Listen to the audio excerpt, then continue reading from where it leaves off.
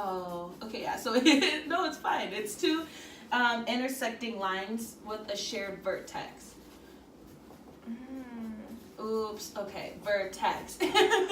And what a vertex is pretty much just the meeting point of those two lines. So if we have this, the vertex is right here.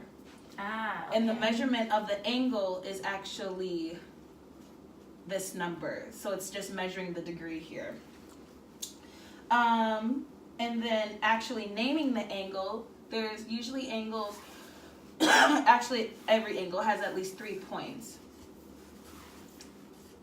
And in naming them, you always want to put the vertex in the middle and then use all the rest of the points. So this angle can either be named BAC or CAB. It doesn't matter because you can go this way or you can go that way. But as long as the angle, the vertex is in the middle, that's what really counts.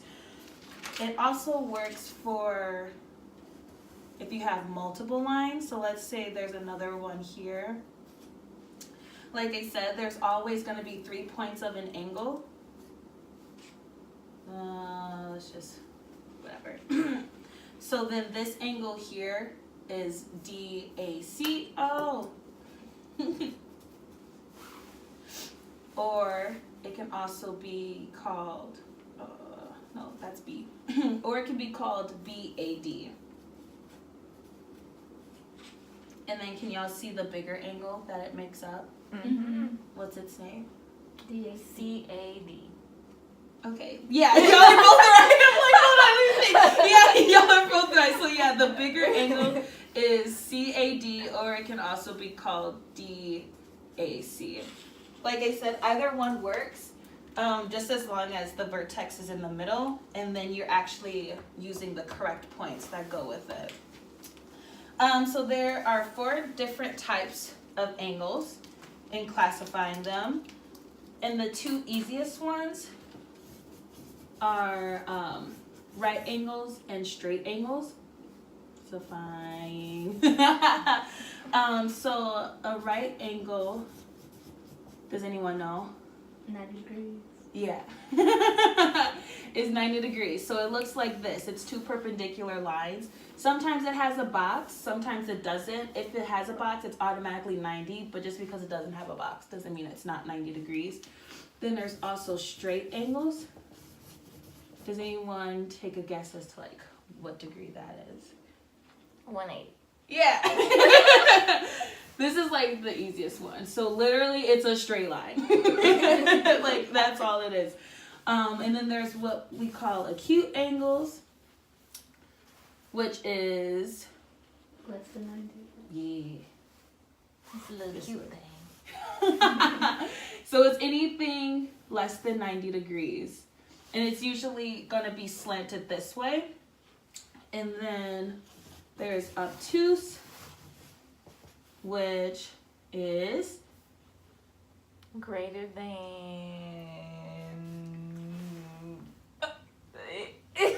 You're close. Yeah. I was like, It this is is. 90 or 180. I don't know. It's greater than 90. Oh, so yeah, it's greater. Yes, okay. It's greater than 90 degrees. Which is like that. Cool beans. And then, so in chasing angles or figuring out how to measure angles, the easiest way to do is to break it up into parts and vocabulary. So some vocabulary that you should know is first what bisected means. So bisected just means that the big angle is separated into 2 equal parts. So if this angle is 70, what would be this angle here? 20. 30? No. Oh, because it's 90. Bisected. No. Oh, what am I? So remember, bisected means that it's like the big angle is split into 2 equal parts. Oh, 70. Right. Right, so both this angle here and this angle here are both the same. So Okay. usually that will look like angle D. I'm starting to write slanted. So angle DAB equals angle BAC. There's also intersecting. And intersecting just means, that the angles are made up of two lines that cross each other. So it will look like this. And in this, there's also two other vocab words. So like bisected, intersecting. So within intersecting, there's vertical angles. And vertical angles are, hold on, let me C, D, E. Okay. So vertical angles are just mirroring angles or opposing angles. So like they'll always be opposite of each other, but they're still equal. And then there's what I call same line angles. This is not a vocab word. I made that up. The same line angles they're gonna be angles that are on the same line and on the same side. So like something like this.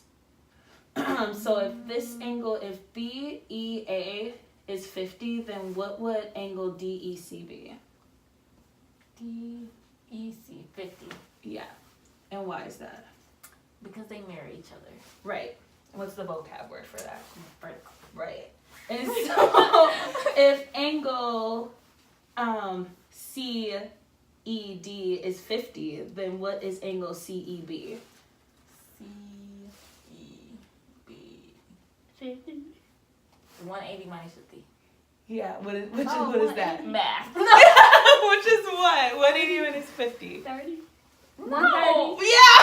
It's 130. I just knew. Where we get 180? Okay, so why? Oh. So why I call them same line is because they're on the same line here and on the same side. So we know that one line is equal to 180.